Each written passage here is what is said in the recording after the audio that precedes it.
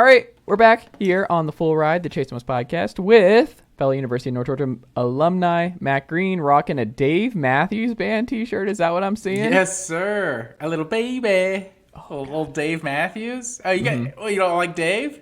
It was just that response of like whatever you just did with the guitar and the loud chord. I think that was like a little Andy Dwyer, if I'm being honest. He has a few little Dave Matthews little tributes throughout the seasons of Parks and Rec. Can you play guitar?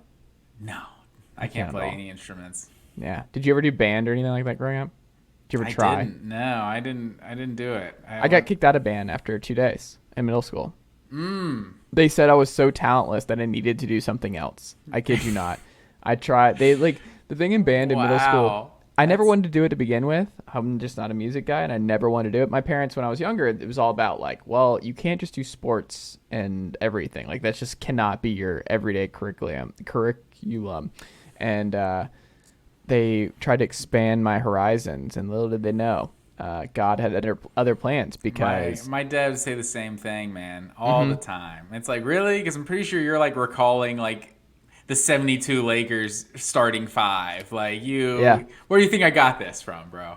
I think they just want it to be different, but it's like you're fighting your genetics and everything else. It's like, it's not going to happen. I'm not going to be a clarinet guy. It's just not going to be a thing. One year for Christmas, we were in a thrift store, and I just like randomly found some like preview magazine, like NBA 1971 preview or something. I was like, I bet my dad will like this. And it's like, Tori's like, you can't just get him some random thing. And he's like, he was looking at that all day. He's like, you see this? They have Bill Walton in it, and just all different kinds of stuff, just going down memory lane. It's like, yeah, that's you raised me. This is what you get. It's the Twitter thing. The most true thing about men is men will literally sit around all day naming sports players. That's true.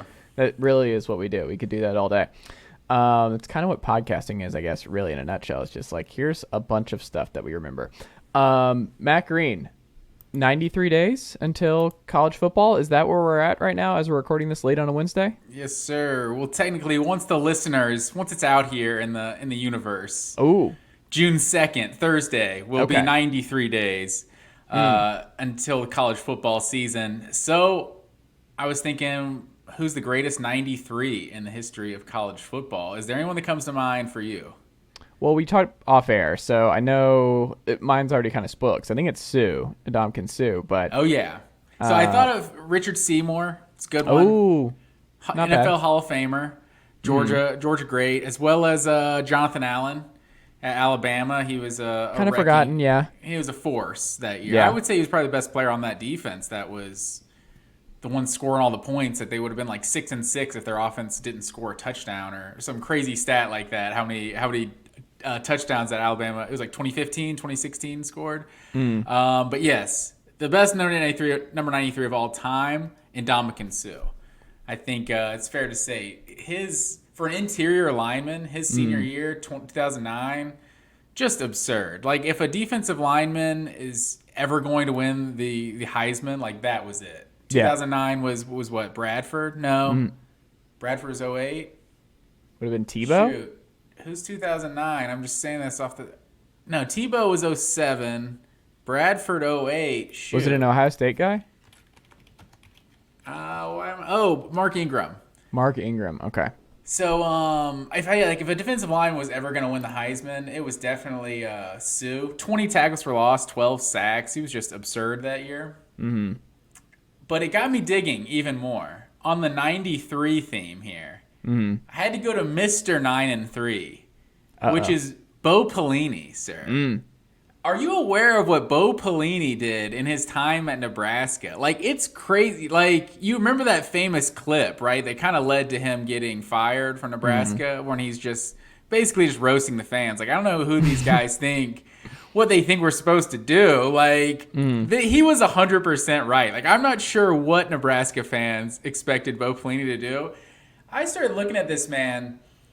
7 seasons he was at Nebraska, went 9-3, 4 of those times in the regular season. They went 9-4, 10-4, 10-4, 9-4, 10-4, 9-4, 9-3, gets fired. Like, just insane, the level of consistency he had while he was at Nebraska. Like, since then, he was 66-27 in 7 years. Since then, Nebraska is, why am I finding it, 34-48. Yikes. Like, just insane what they had with Bo Pelini, that they were like, no, they thought they were Georgia with Mark Richt, right? They're like, no, we can do better than this. And Georgia was right. They could do better than that. Nebraska was not right. It's like Wake being like, all right, the claw offense, we've had enough. We're ready for the big time. We're going to go get Todd Monken. We're going to go upgrade and just really dive into the SEC and run an SEC type model. And it's like, no. Be grateful that you have Dave Glosson. It's like, yeah, exactly. Like Northwestern being like, Pat Fitzgerald, we expect you to be competitive more than once every 4 years. It's like, really? What else do you want this team to do other than be relevant once every 4 years? Yeah. So it's like, just be glad you got a good guy. But yeah, I was blown away of just how many, like, not only just 9-3, like multiple 10-2 seasons where they lose the conference championship, lose the bowl game. He played for 3 conference titles in 7 years. 2 Big 12 championships, and he played for a Big 10 championship. Like, they didn't win any of them, but like, it's just crazy, like, his level of consistency. Finished ranked 4 times in 7 years. Like, they haven't finished ranked once since Bo Pelini left. Like, it's like, people thought that was a down year or era for Nebraska football. They had no idea what was coming. I've always been impartial to Sean Ellis. The Vol for Life, Sean Ellis at the number 93 spot. You know who's actually kind of forgotten, who I was thinking of? I was like, I thought it was Gaines Adams, but it was actually Daquan Bowers was the Clemson 93 that I was thinking of. Is that right? I was definitely thinking Gaines Adams was 93 too. Okay, I'm glad I'm not crazy, because Daquan Bowers was wearing 93 in the one I looked at, and I was like, I could have sworn Gaines Adams was 93 too. Because when I picture Gaines Adams, I think of him taking. He was 93 too. They were both 93. Okay, yeah, taking like a fumble or like a interception, like 70 yards versus like Wake Forest or something, like some random game. Because he was a big time, like, he was. I feel huge, like he was man. kind of a bust. Like, he was like, his senior year, I feel like he was supposed to be like a first team All-American, and I feel like he kind of fell off after that. But yeah, he was. What did he do in the NFL? I don't know. Was he good? I can't even remember. I mean, unfortunately, he passed away a long time ago. Oh, is that right? Yeah, he was someone who passed away. Let me see. Okay, yeah, he passed away in 2010. Oh, damn. I did not realize that. So, R.I.P. He don't want to. But he was huge. 6'6". Like, he was gigantic. He had, let me see this. Like, Gaines Adams, he was a first-round pick. Yeah, he went 4th overall in 2007 to the Bucks. To the Bucks, yeah. But he only played in the NFL for 3 years. It was, man, yeah, his college numbers were wild, and his measurables, like, that guy, he had the look of just a really, really great talent. He's a big dude, but really, really sad. Yeah, so I guess that's what I'm thinking of. He had a huge senior year, and then it was kind of a disappointing, obviously, NFL career, but. Also, in related RIP news, I guess you heard of the other guy today that passed away. One of my favorite running back duos of all time. Oh, Marion Barber, the Golden Gophers. Marion Barber the third. Yeah, he passed away today. So that was super sad, because I remember that tweet from Dez Bryant last year where someone sent him a video of Marion dominating with the Cowboys early on, and he was just like, it's just sad. I can't even watch these videos because I just know the kind of situation that Marion's in at the moment. So it had been a tumultuous last couple of years, man. So thoughts and prayers with his family, because that's just sad. Too young. Too young. That man, he ran angry. That duo, and Lawrence Maroney. Yeah, that was they were tough. Back in the Astrodome days, that's when they were playing in that full dome. Or Metrodome, yeah. And it was super dark in there. I remember watching games, and it was just like, can they get some lighting here? It's just a dark atmosphere. It was a gloomy situation in Minnesota football in those early 2000s. But the two-headed monster, you never know. That was like, but that's something that we talk about with the portal is like, I'm just so worried that that's just going to go away. where it's just like these random schools just have, oh, we're just going to have Minnesota's just going to have the coolest running back room in football one year. That doesn't, what are we talking about? And now it's like, it'll all work itself out. There'll be teams. I mean, obviously you're going to have guys like, nah, I want to be the number one guy. yeah. But like, Well, what I'm saying is they'll just leave. Like if Marion Barber and Lawrence Maroney they both break out that year, do one of them transfer the next year? Because they're like, I want to be the lead possible. back. Yeah. We'll see.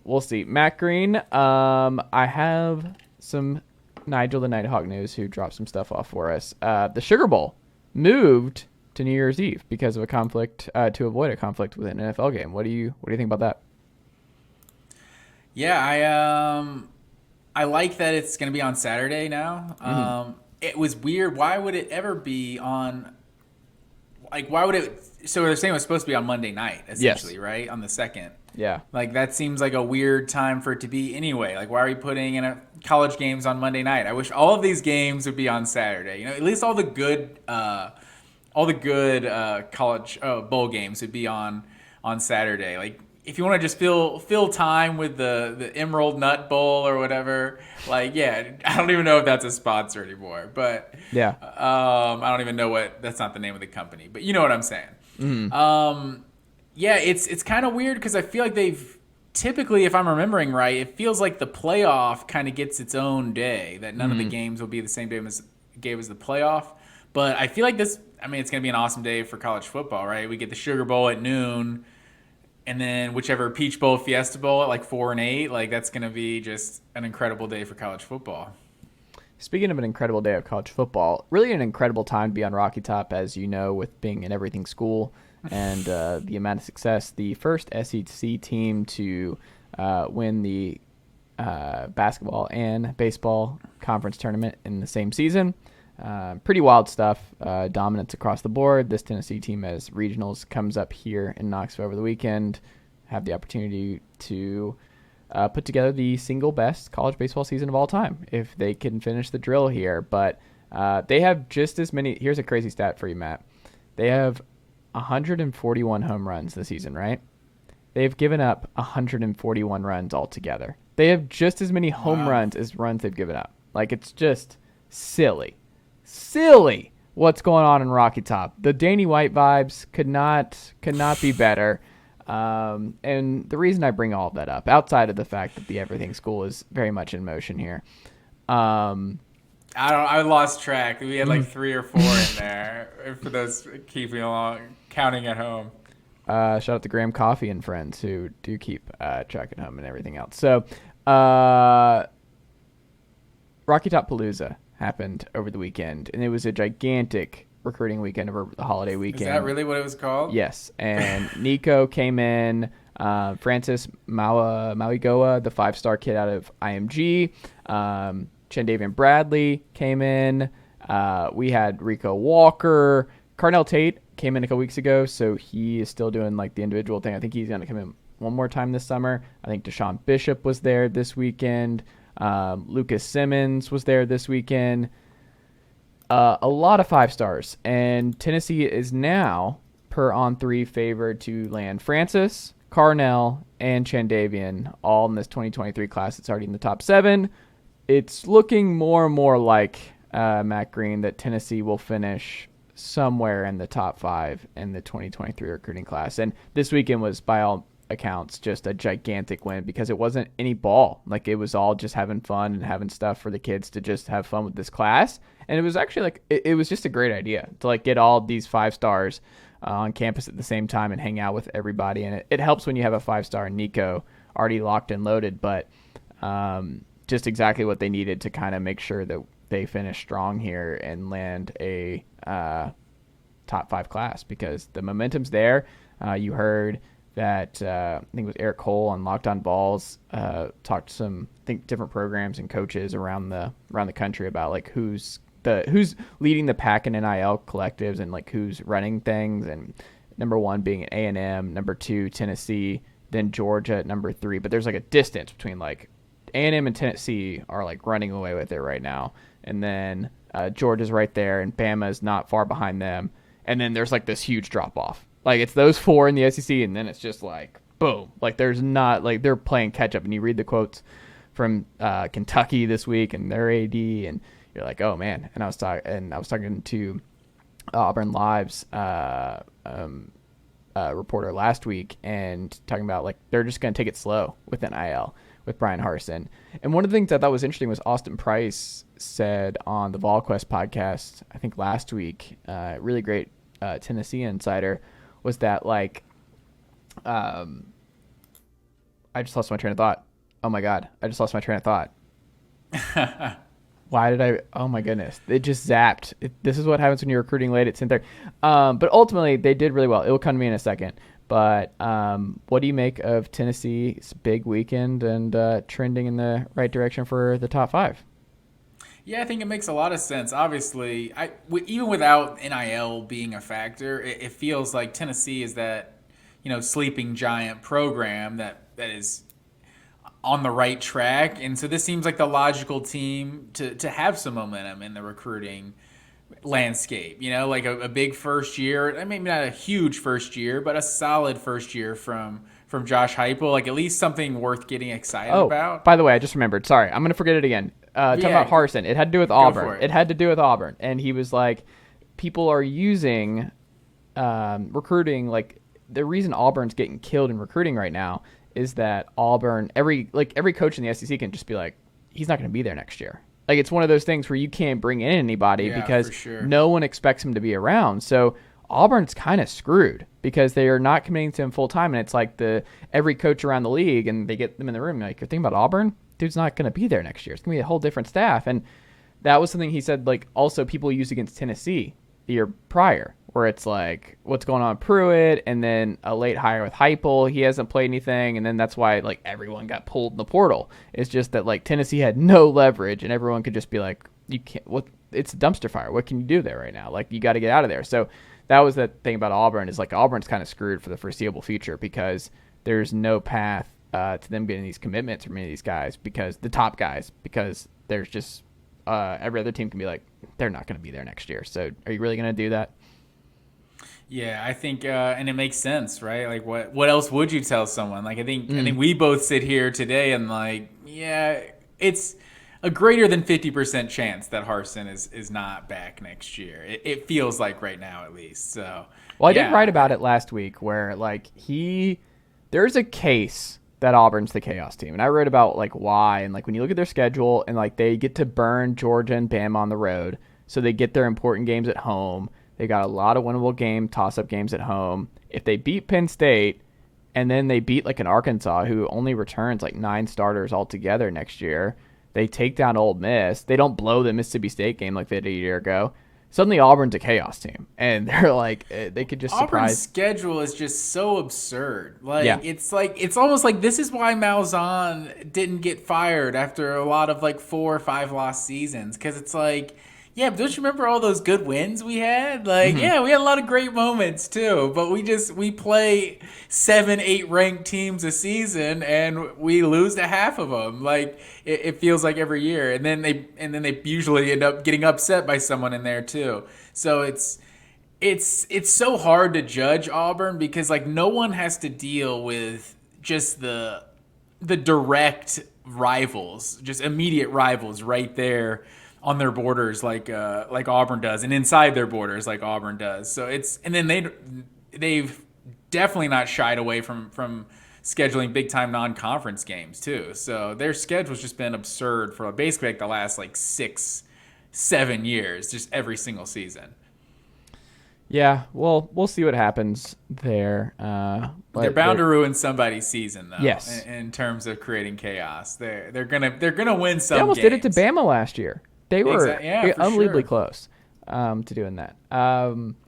Matt, you had some scheduling stuff, because the portal. The portal and transfer stuff, like that's still being worked on, and all the coaches are in Destin this week, and Kiffin had his perspective, Kirby had his perspective. Reading different folks on what they actually want. There's still just no unanimous take on that, and I'm kind of concerned that there's not going to be any real changes to the portal windows anytime soon, because it seems like a lot of different people are on different pages with that right now. But what does seem to be clear is that we're going to the three consistent locked in rivals, and then the rotation of a 9-game conference schedule once Texas and Oklahoma enter this conference. Is that about where you're at? And explain what you did with your graphic. I like it. That's what I'm thinking for sure. So the one thing we know is the pods are not going to happen. So I'm popping champagne over here. I was not a pod fan because I'm just like, what if you get in a week pod? Not podcast, not like the Chase Thomas podcast. Those pods, yeah. You're a big pod guy. Pod fan of that, for sure. But yeah, I was so against the pod. So I'm glad it's basically down to either the 1-7 schedule rotation, which would keep it at an 8-game conference schedule. Which that's the one thing that worries me is like the SEC has been so just adamant about keeping that 8-game conference schedule that they might go with that 1-7 rotation, which is the one locked opponent, and then rotate the other 7 in, 7 out. So you're playing everybody in 2 years. I do love both of these formats. Everybody is playing everybody twice in a 4-year span. Like, and that is just awesome. Like, we're all in the same conference now, if that's the case.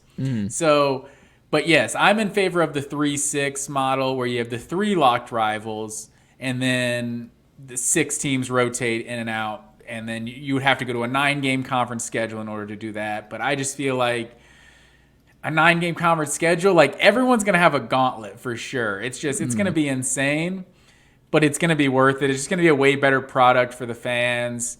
Like, you could see some teams shy away from some of those big-time out-of-conference games because of a 9th SEC game. Like, I'm not crazy about that. Like, are Georgia and Oregon scheduling this game? Or is Florida willing to go to Utah if they're playing 9 conference games? Like, I don't know. We might see less of those.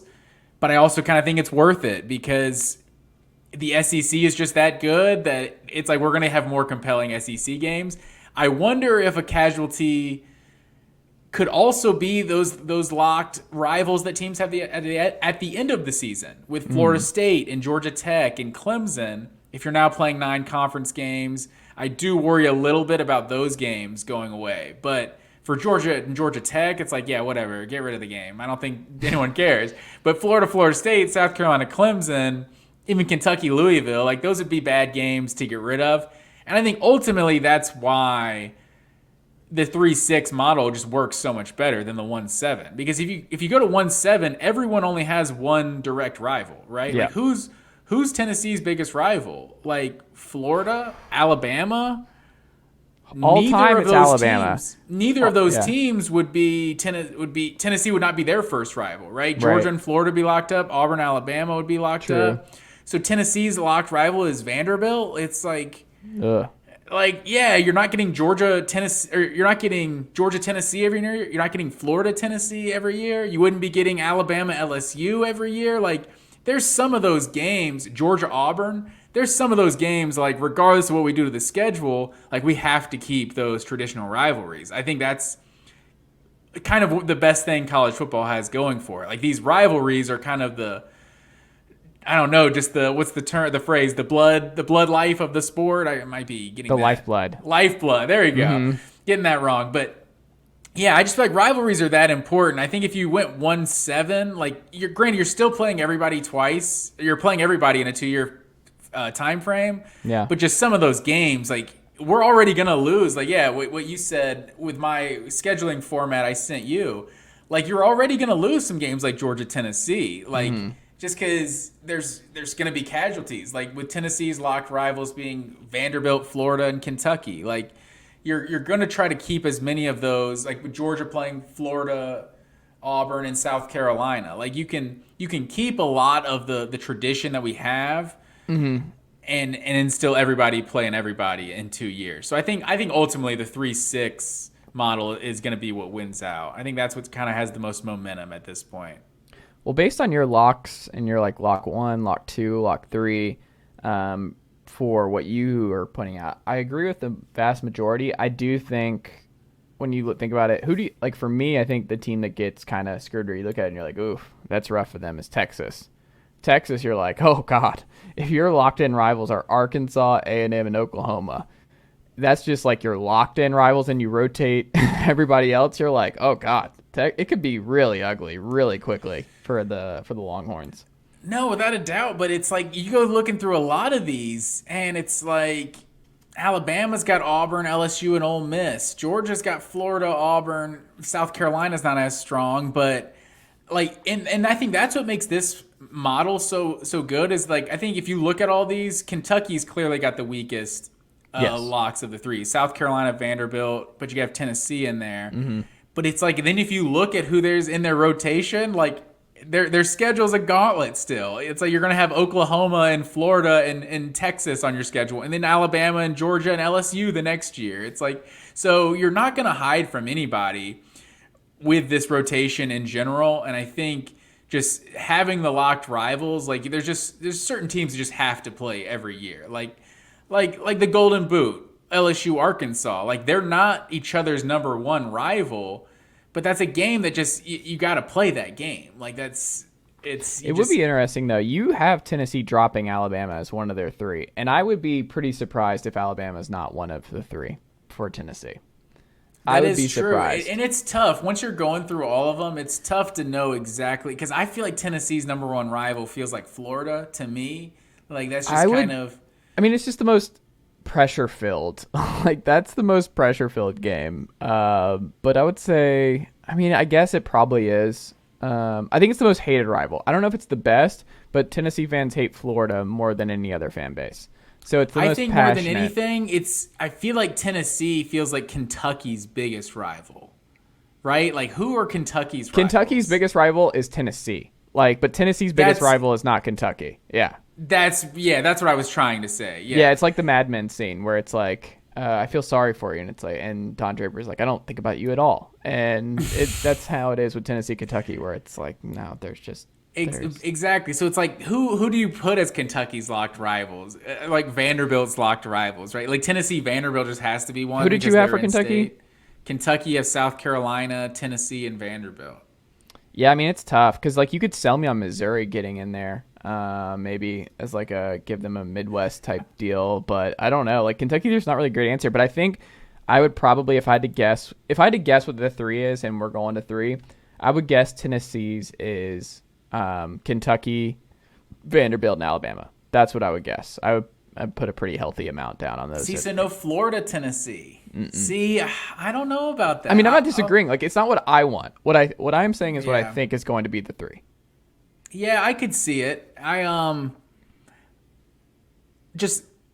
feel like Florida. Florida. Tennessee, I'm not gonna lie. Getting Florida and Georgia off my yearly calendar doesn't sound that bad for a couple of years. Tennessee football, like without playing Florida and Georgia every year, like there's something that just doesn't sit right about that with me. Like Oklahoma's another tough one because it's like. But if I get to punt like a Georgia game for an Oklahoma coming to Knoxville, like I don't. Or Tennessee fans, like if you get 9 conference games out of this and at least 1 or 2 good non-conference, like that's just an amazing schedule. People won't harp on losing some of those locked in 4 to 5 rivalries if you're getting more of that diversity, because I think that's what people want. Like they want more of those games, but it's critical that those are not neutral site. For sure. But I think the one thing is it's like I'm done with like the good faith scheduling. Like four games, just too much wiggle room for like some teams want to be competitive with these 4 games and others just want to find 4 wins. So removing the power from these athletic departments on like finding wins against Middle Tennessee State that they can get, like I'm all for that. And so having a 9th conference game, I think that's ultimately what it comes down to. If the SEC wants to go to 9 conference games or if they want to stay at 8. And I mean, you know, you could make a good argument either way. I think losing some of these rivalries is too much to. It's just too big of a loss, personally. Like we're just seeing so many changes in college football. Like Auburn and Georgia have played for like 126 years in a row or something like that. Like we can't be ending rivalries like that every year. Like they obviously would play every other year, but I don't know. We can't be doing that. Yeah. It's time for our ACC conference winner conversation, Matt Green. We've done the Big Ten. We've done the SEC. Now it's time to do the ACC, where the Clemson Tigers come in as the favorites who did not play and participate in the 2021 ACC title game. That was between Pittsburgh and Wake Forest. Call me crazy, but I don't think we'll see that matchup in the ACC championship game in our lifetime ever again. I think that was a one-time deal, would be my guess. But never again? I don't think so, no.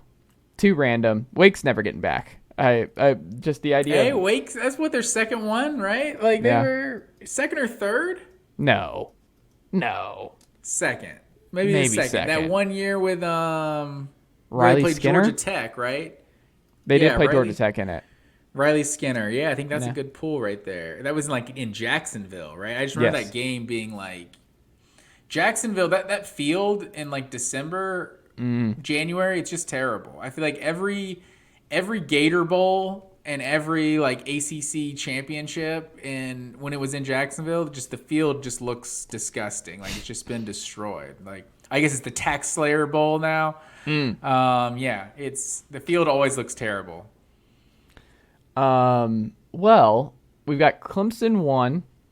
We've got Miami 2 at plus 600. This is all coming courteous of FanDuel.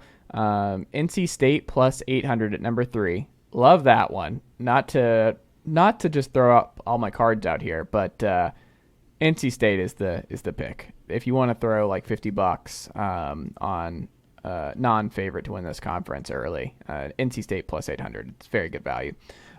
Pittsburgh plus 1,400. Wake Forest plus 1,600. Virginia at plus 1,800. And then it really drops off in a really interesting way. Florida State plus 3,000. UNC plus 3,000. Boston College plus 3,500. And they bring back Phil Dracovic. Louisville plus 5,000. They bring back Malik Cunningham. And they get Tion Evans from Tennessee. Vatech plus 5,000. Georgia Tech plus 12,000. Syracuse plus 25,000, and Mike Elko's Duke Blue Devils plus 100,000. Good gracious. There's a drop off, I would say, after. Before Wake you get Forest. into this, how many games does Jeff Collins, Georgia Tech? How many do they need to win for Jeff Collins to be back in 2023? Do they have to go to a bowl game? Like, is that like the ceiling might not even be that high. It's like win like 5 games and they might show some progress. I think he's got to get 6. And like maybe the most important thing is being competitive against Georgia to end the year. Like if they end another season where it's like 65-7 against the Dogs, that would be Atlanta Falcons type stuff right there. They go 4-6 and then lose to Georgia by like 10 and people are like, yes. Maybe we can hang around another year. Exactly.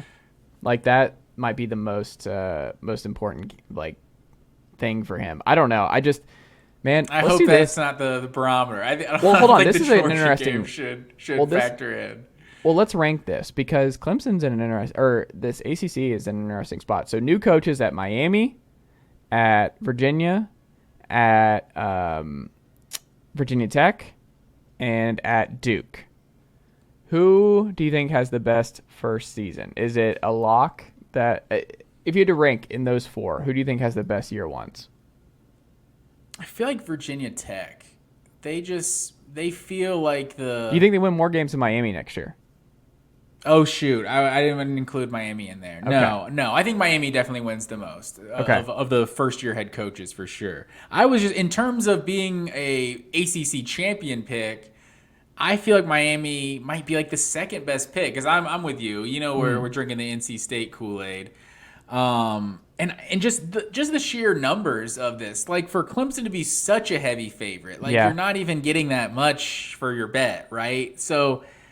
Like, is DJ Uiagalelei, are we supposed to expect an improved player in 2022? Like, I don't really think he showed anything to think, like, okay, now he's going to, be our Taj Boyd or whatever. Like, I don't see that at all. So, Miami feels like such the pick.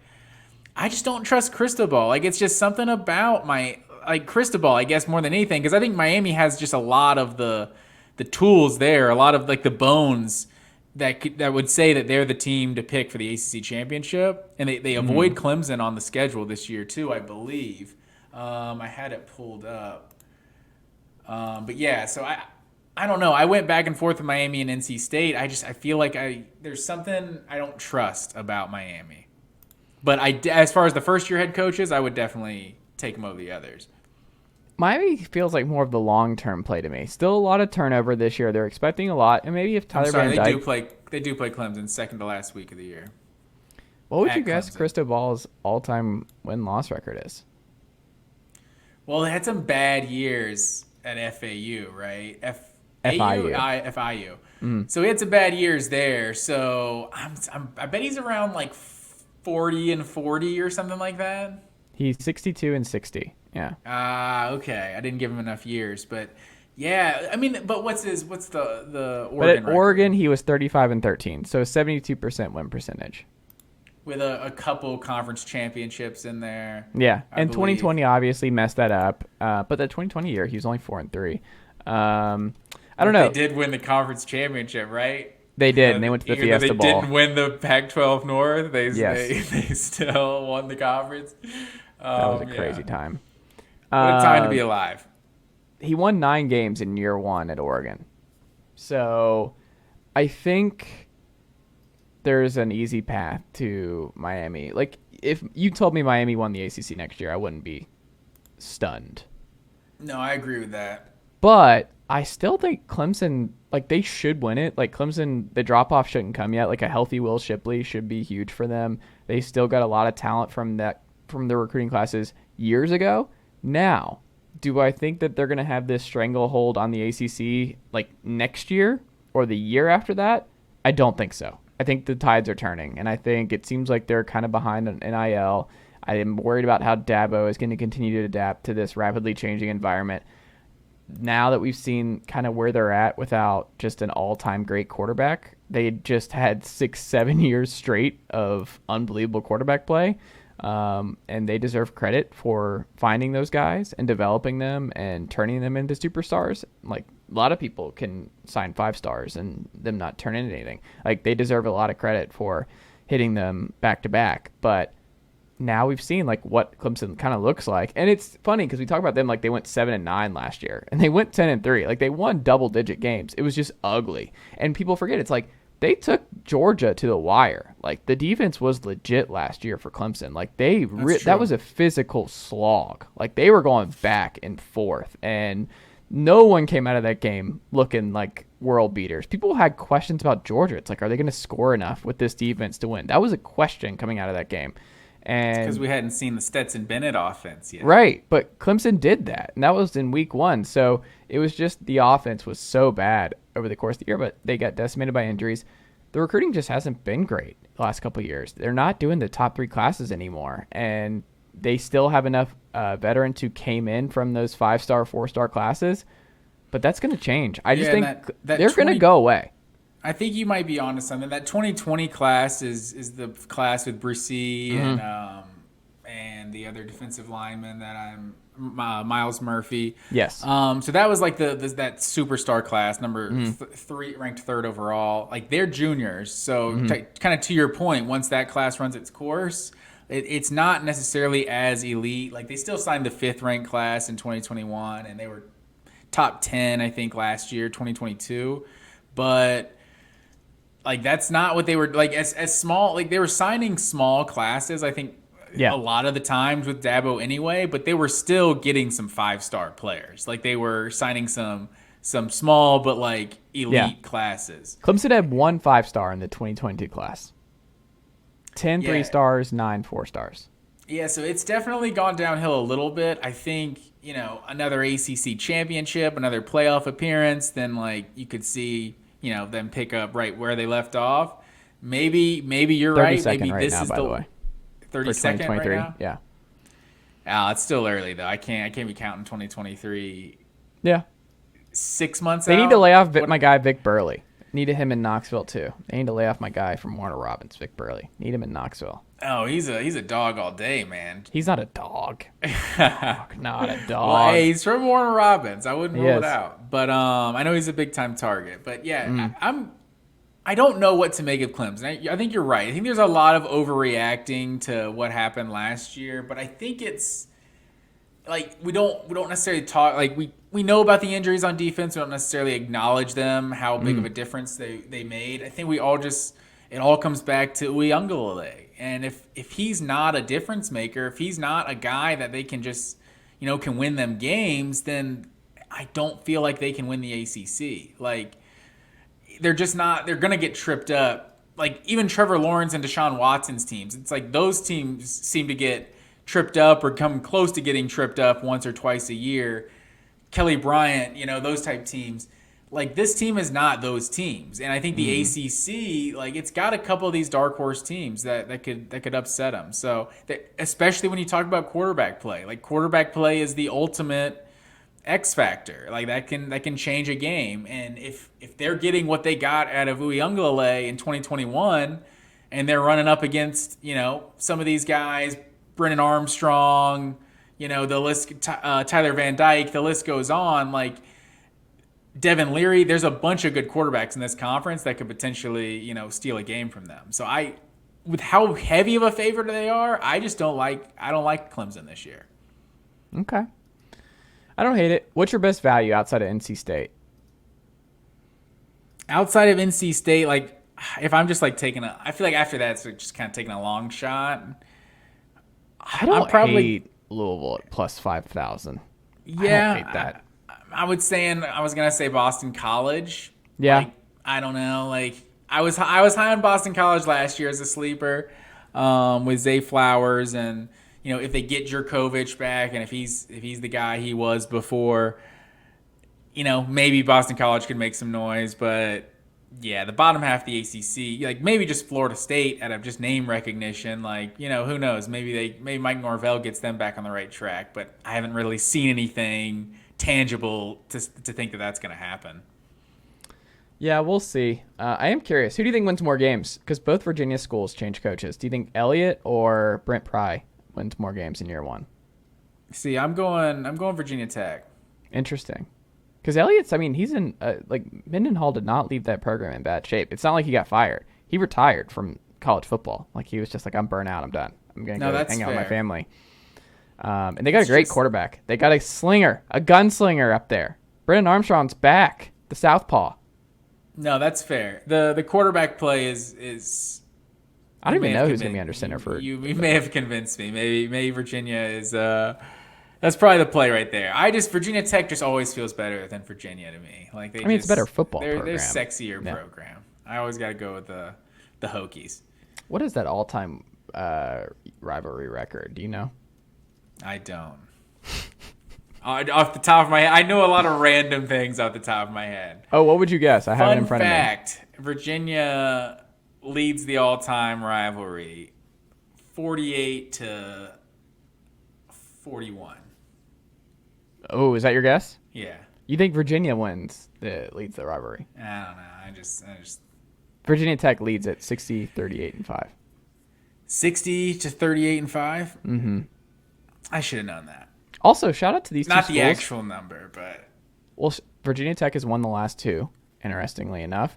You know what's even more amazing? From 2004 to 2018, Virginia Tech did not lose to Virginia. 14 straight years. Oh, wow. Kind of some quiet dominance there. Even better, both stadiums. Very short, to the point. South's oldest rivalry. Who is that? South's oldest rivalry? That's what they call it? It's Virginia, North Carolina. Okay. Scott Stadium. I would never have guessed what Virginia Stadium was called. I had no recollection of that whatsoever. No. And then you got Lane Stadium. I do love the grass hill they got going on there. It's a classic. It's a classic college look there. I would agree. Lane Stadiums, and it's just one word, and then stadium. Very simple to the point up there in Virginia. They know what they're doing in Blacksburg and Charlottesville. Matt Green, we got to run, but we can find you on Twitter at Matt_W_Green. All your great college football content there. You should post the little I don't know, graphic. The spreadsheet. Spreadsheet with is the word I was looking for. Let's put that out there. See what the people think about those picks. So, Matt Green, always a pleasure. I greatly appreciate it, and I will talk to you next week. Yes, sir.